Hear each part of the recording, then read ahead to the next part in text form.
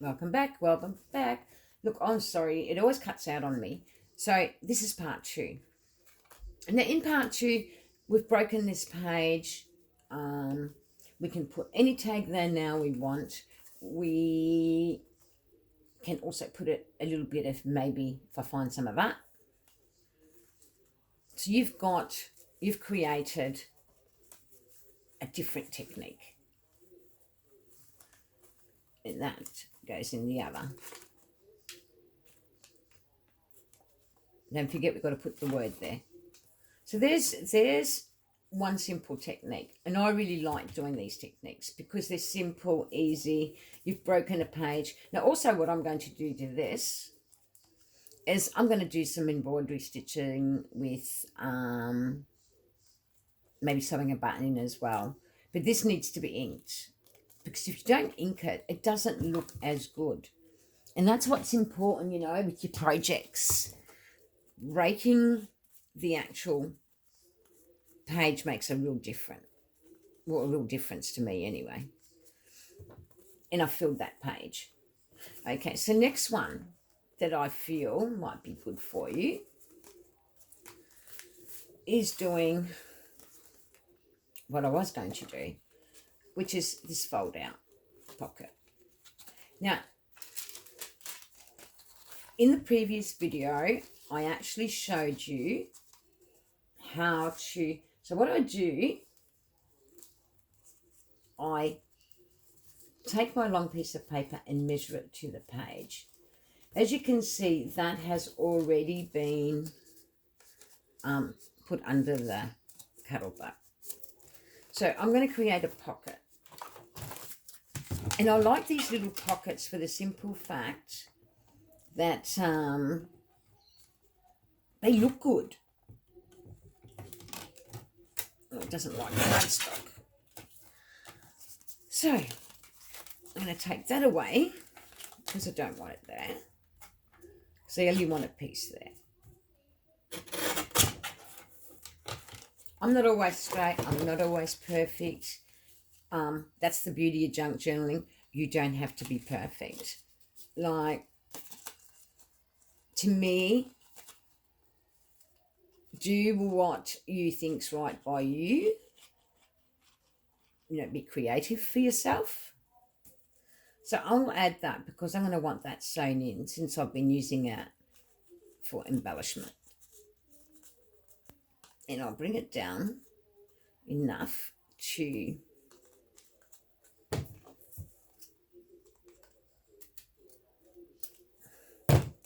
right. Now, another thing I do with these sort of pockets, I like to give them a bit of a thing. Also, what I like to do, which I've shown you this before, but I need thin paper. And this is where your scraps come in.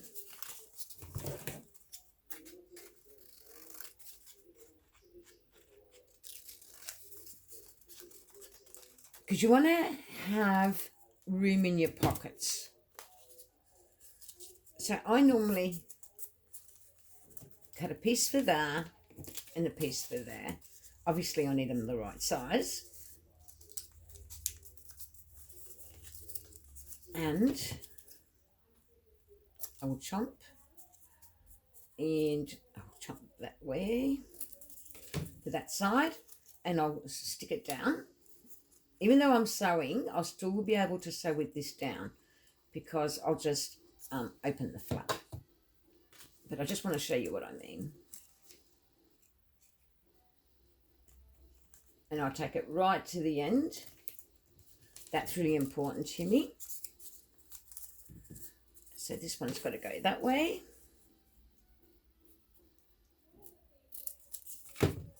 Again, I stick this one down. And don't stress if it's too long because you're going to trim it before you sew. What I like about this, I can fit a solid journaling card.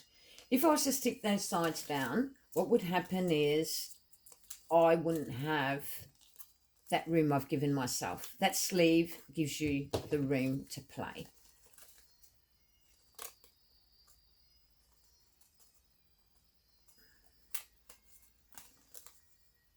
And what I do is I just lightly here too.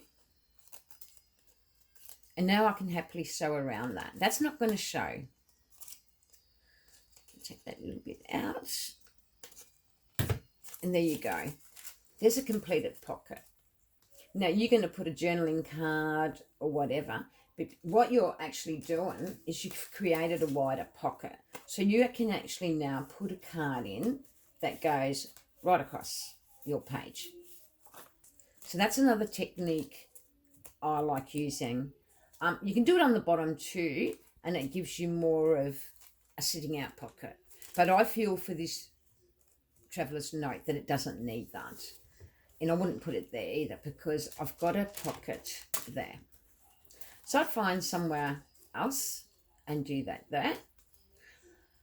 And I'd be able to make a big tag now and it will sit nicely, or I could have put an envelope in there. I could put whatever I like and it will work. But it needs inking. Everything needs inking. I cannot do without my ink. I don't know many of us that can. Inking is personal preference too, because I have done projects without ink before and they've turned out all right. So there's your pocket. And you can put something big in there because of the allowance you made. So you got more room. So that's my limited supplies technique for that. Also, like, get bits of whatever colour, and to finish the page off, put it there, sew a button on. It's amazing how much you can change this look. And you also now got room to put something in there. Now, if you want to fit more items in there, all you do is just glue that side. So then you've got, it gives you that little bit of, because that's not going to come up once you've got something in it. But I feel this is a really good technique to learn, to allow you to have more room.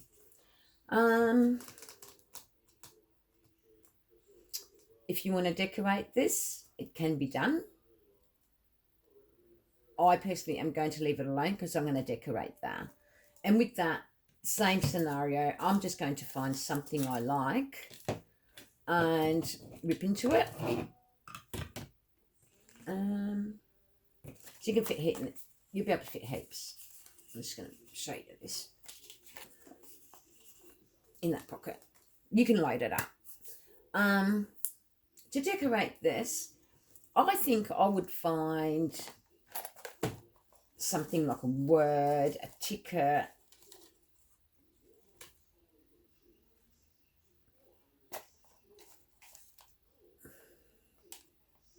You can do that for your edges. That's 3 layers in there. But I'm just trying to find something that's a bit smaller. That might be better. But go with the colour theme that you've set out, which mine is blue. So it's amazing. This is just glued together. Waiting for, oh no, it's actually sewn. Waiting to be sewn into the edge of the page. Look, I hope I've been helpful.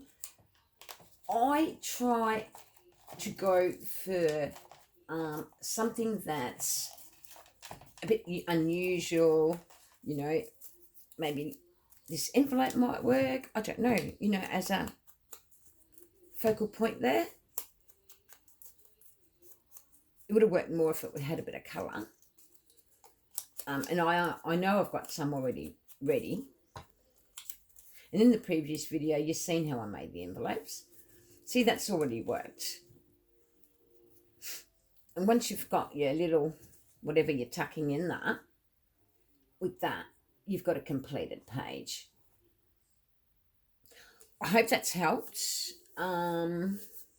Sorry they're always in two parts. I don't understand why. Just seeing if I've made anything different. Put your fold-ins in and sew around them. You know, like these make ideal fold-ups. Have shorter pages. Mix your pages up. You don't have to have everything the same. Because I'm not using that. But I'm going to utilise the stuff already made. I love this page. Yes, I haven't finished the decorating of it, but I love it. I've left it open there for now because I don't know yet what I want to put in there. But see, the envelope looks quite fine. That looks quite fine without even doing anything because, like I said, once I put a tag in, it dramatically changes the pocket. And the beauty is, like I said, you can fit heaps in these pockets. And that'll hold in. I think I've shown you enough for today to help you get a bit more along the way. I actually watch, I just got to find her. She's a lovely lady and I actually learn heaps from her. Oh, we don't want to, just get rid of that. I look at her finished journals and they're actually gorgeous. It's so pretty. It just gives a bit of texture to the whole book. And then you've got a vintage photo here. See, this one is of a her name is Luna right there, so Razul. And it's all aged and whatnot. She is wonderful. And this tucks put up here. This is part if you of go the, into her vintage recipe card, and then website, there's YouTube's how to use her stuff.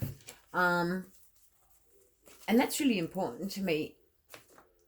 Well, it was important to me when I was a newbie.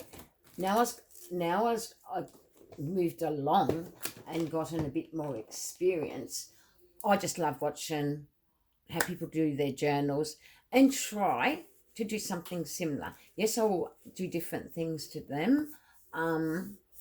But in saying that, I just like to trial out different stuff.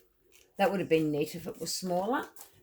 But like I said, anything you do with this is going to look good. Traveler's notebook size, easy to work with, easy to make covers for. So I hope I've helped in some way. And look, another thing I find handy is keeping this around because, say for instance, where did I put that other pocket I made? I could chomp in the middle of it because I did one before and I actually did chomp in the middle of it. Must be on this side. There it is. It's chomped on in the middle. Oh, here's another thing that I like doing, which I want to explain to you. What I normally do is just get a bit of tape and keep them together. They're not just sew down the seam. And I just thought it would add lots of colour.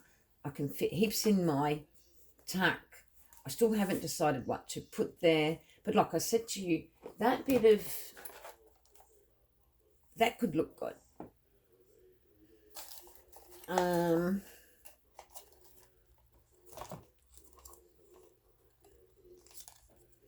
Adding a ticket to it.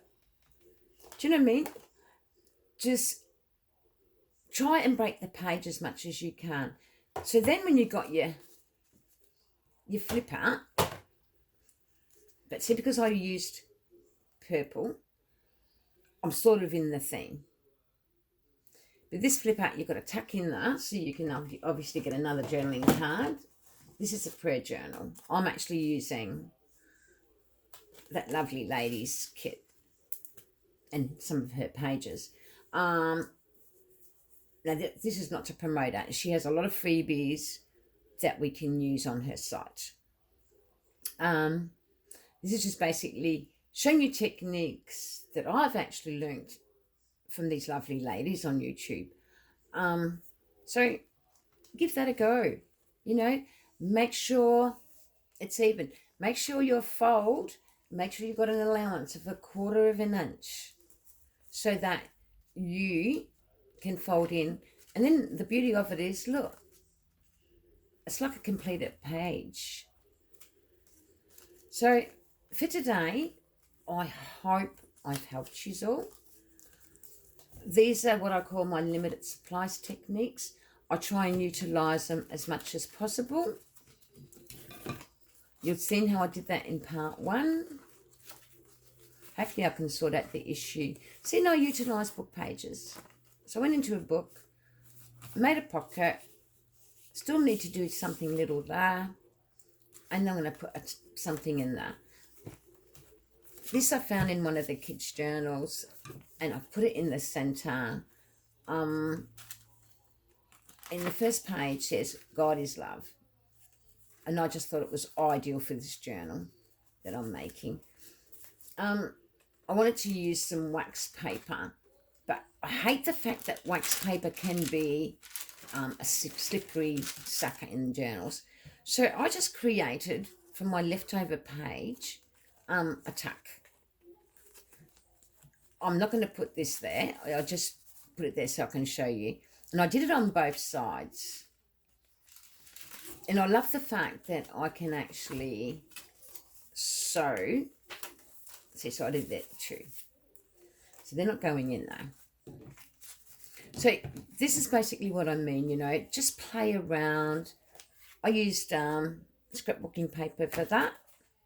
And I utilised one of that lovely lady's techniques just by putting an over cover. Now, I actually learnt doing this from Amity Bloom, Giannetti. She teaches you lots about that sort of stuff. Now, in that, I've got this little notebook. I think it would probably go better here. But it's just figuring out how to keep it together, which I have done, and that's tying it off.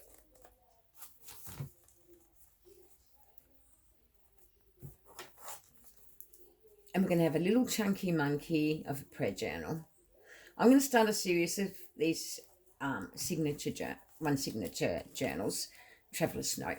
I believe they're cute. They're cute for giving for Christmas.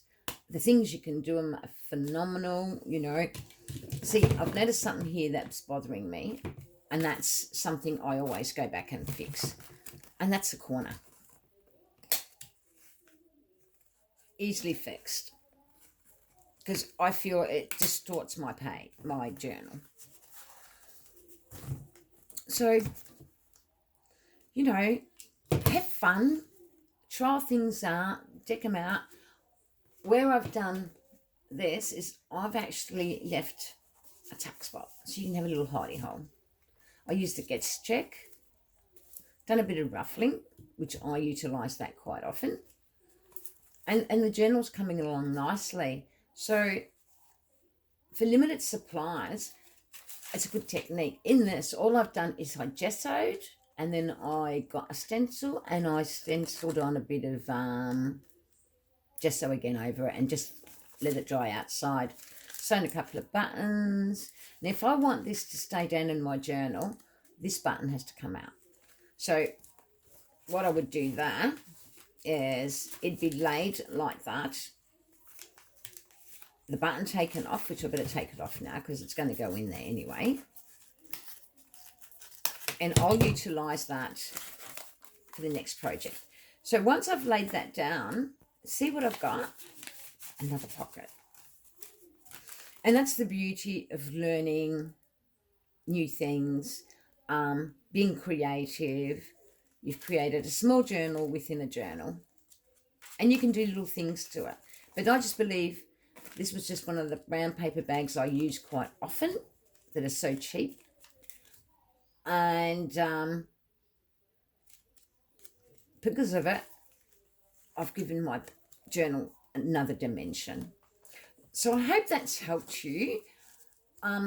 Here I aim to stick that down properly. I'm not aim to put something over it, or I might just keep a book on it till it dries, because I didn't finish it off in case I needed to make changes. Now, with my signature, I don't like doing the 3-hole pamphlet stitch. I prefer 1, 2, 3, 4, 5. And you'll double up it, right? It doesn't hurt to double up.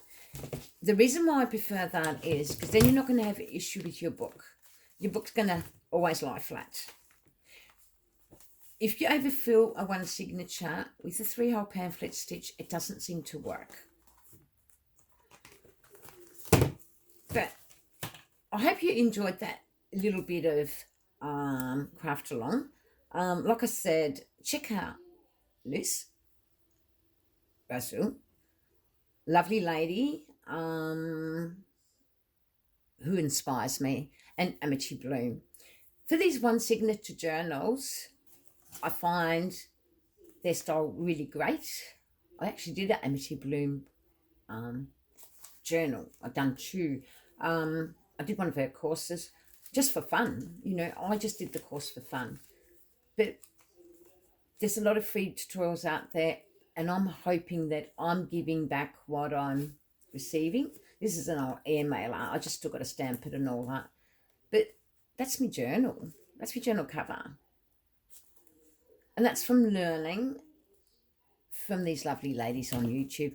There's so many of them, And like I said, I'm going to do a series of these little 1 signatures. They've got a fair amount of pages. 2, 3, 4, 5, 6, 7, 8, 9, 10, 11, 12, 13, 14, 15, 16, 17. So that's 17 times 4. So you got 70 pages, basically. Then you've got your little journal behind it. And you've got your flip outs as well. So everybody, thanks for watching. I hope I've been of some help. That's all I want to be, of help to you newbies, using your Live-In-It Supplies techniques and whatnot. I mean, this made a cute fold out, for a centre page. I can tuck in that. I'm going to decorate this with some bead work and whatnot. And that will be my completed journal. And so around the tags and whatnot. So bye for now, and hopefully I've been of help. Bye.